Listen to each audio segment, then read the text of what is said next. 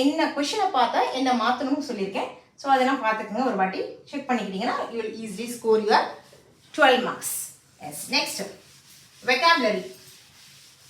Next topic is vocabulary. Vocabulary questions என்னென்னா அப்படின்னா synonyms. சினோனிம்ஸ்னா அதோட meanings, ஆன்டோனிம்ஸ்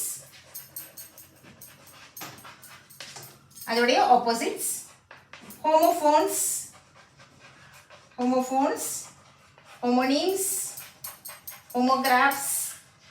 S, next anagram and antigram.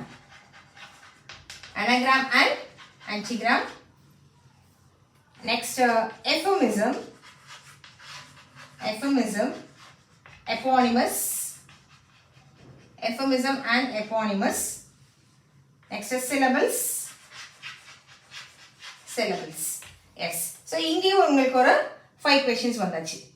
Okay, synonyms நம்மளுடைய 6th to 10th even 12th வரைக்குமே இருக்கிற லெவல் ஆஃப் சினோனிம்ஸ் லெசன்ஸில் இருக்கிறத பார்த்து வைங்க.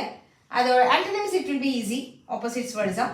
ஹோமோஃபோன்ஸ், ஹோமோனிம்ஸ், ஹோமோகிராஃப்ஸ் உங்களுக்கு வீடியோ கொடுத்துருக்கேன், செக் பண்ணுங்கள். anagram and antigram and euphemism and eponymous. இந்த anagram என்னென்னா, anagram அண்ட் ஆன்டிகிராம் ரெண்டுமே என்ன அப்படின்னா கொடுத்துருக்க வேர்ட்லேருந்து அப்படியே மாற்றுறது. இப்போ லெமன் அது என்னவாகும்னா மெலன், அவ்வளோதான். லெமன், மெலன், இதுதான் anagram.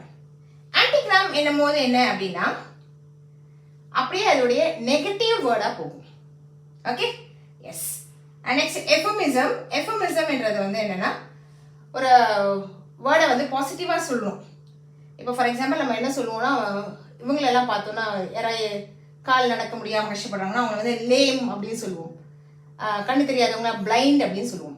அந்த மாதிரி சொல்லாமல் அந்த எஃபெமிசம் அது என்ன பண்ணுவோம்னா அந்த பிளைண்டுன்ற பீப்புளை என்னன்னு சொல்லலாம் அப்படின்னா விஷுவலி சேலஞ்ச் அப்படின்னு சொல்லலாம். Visually challenge.